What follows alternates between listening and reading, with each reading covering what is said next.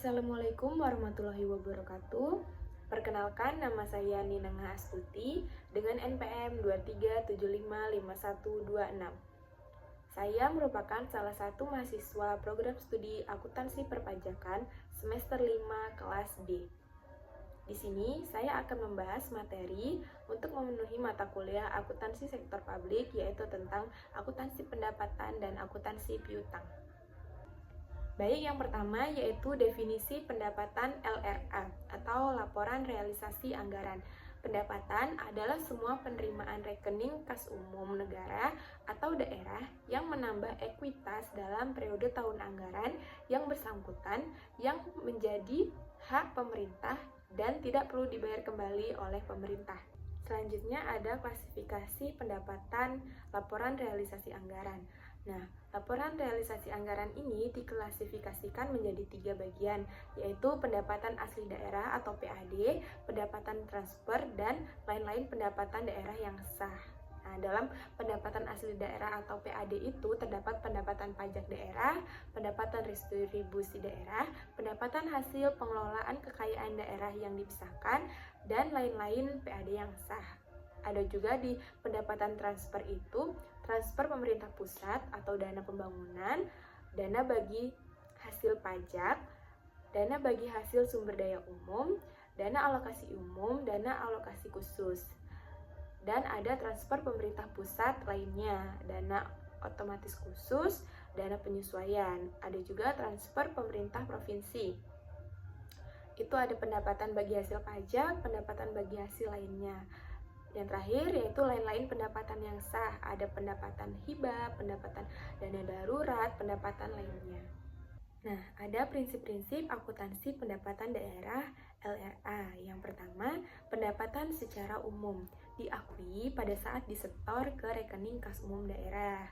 Yang kedua, koreksi atas pengembalian pendapatan yang sifatnya tidak berulang atas pendapatan tahun berjalan, yaitu dicatat sebagai pengurang pendapatan. Sedangkan koreksi atas pengembalian pendapatan periode sebelumnya itu dicatat sebagai belanja tidak terduga yang mengurangi saldo anggaran lebih pada periode ditemukannya koreksi. Nah, yang ketiga, pengembalian yang sifatnya formal atau sistematik dan berulang atas penerimaan pendapatan periode berjalan atau sebelumnya dicatat sebagai pengurang pendapatan.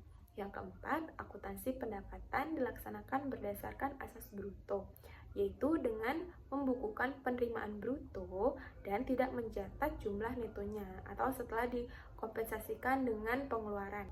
Definisi pendapatan LO. Nah, pendapatan LO atau laporan operasional ini adalah hak pemerintah daerah yang diakui sebagai penambah ekuitas dalam periode tahun anggaran yang bersangkutan dan tidak perlu dibayarkan kembali. Nah, pendapatan LO ini diklasifikasikan menjadi 4. Yang pertama, pendapatan pajak laporan operasional. Yang kedua, pendapatan bukan pajak laporan operasional.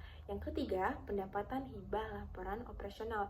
Dan yang keempat yaitu pendapatan lain-lainnya. Prinsip akuntansi pendapatan daerah LO. Pendapatan LO diakui pada saat yang pertama timbulnya hak atas pendapatan LO, baik berupa pendapatan yang diperoleh berdasarkan peraturan perundang-undangan atau juga pendapatan yang diperoleh sebagai imbalan atau atas suatu pelayanan yang telah selesai diberikan berdasarkan peraturan perundang-undangan. Yang kedua, bisa juga berdasarkan pendapatan realisasi atau adanya aliran masuk sumber daya ekonomi untuk mengakui pendapatan LO yang berupa hak yang telah diterima oleh pemerintah tanpa didahului adanya penagihan. Kode akun laporan realisasi anggaran. Dalam laporan realisasi anggaran ini ada kode akun 4, 5, 6, dan 7. Untuk kode akun 4 menunjukkan pendapatan LRA. Untuk kode akun 5 menunjukkan kode akun belanja. Untuk 6 menunjukkan kode akun transfer. Untuk 7 menunjukkan kode akun pembiayaan.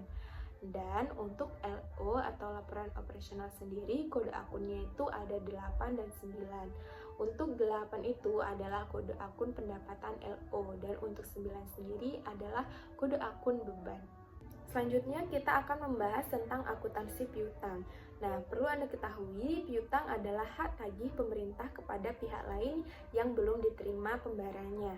Hak tagih tersebut bisa berasal dari kewajiban Pemda, misalnya untuk memungut pajak daerah, atau retribusi daerah, atau hak tagih karena memberikan pinjaman kepada pihak lain. Kita akan mengenal beberapa jenis piutang. Yang pertama, piutang pendapatan adalah piutang atas pendapatan pemerintah yang berupa piutang pajak, piutang retribusi, piutang hasil kekayaan daerah yang dipisahkan, piutang lain-lain PAD yang sah, piutang transfer pemerintah pusat, piutang bantuan kekayaan, piutang hibah, piutang pendapatan lainnya. Yang kedua ada piutang lainnya. Yang termasuk piutang lainnya itu adalah bagian lancar tagihan jangka panjang. Untuk pengakuan piutang itu sendiri, yaitu piutang diakui ketika telah diterbitkan surat ketetapan dan atau telah diterbitkan surat penagihan dan telah dilaksanakan penagihan.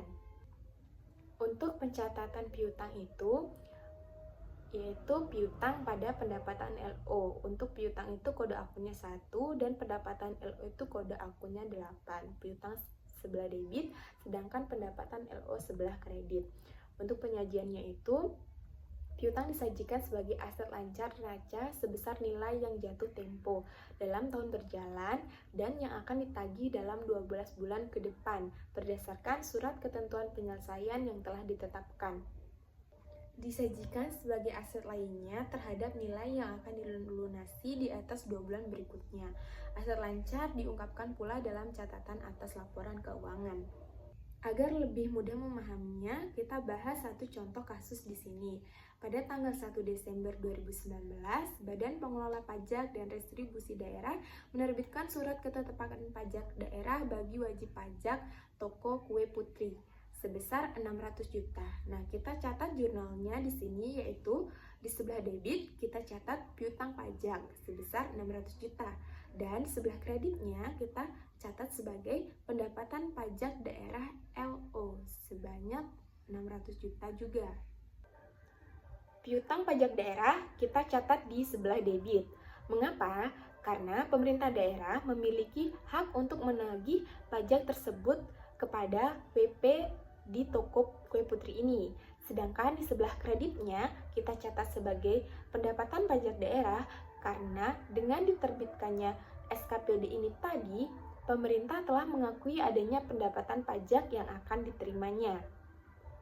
Mungkin hanya itu saja materi yang dapat saya jelaskan pada pertemuan kali ini. Kurang dan lebihnya saya mohon maaf. Kepada Tuhan saya mohon ampun. Dan sampai jumpa lagi.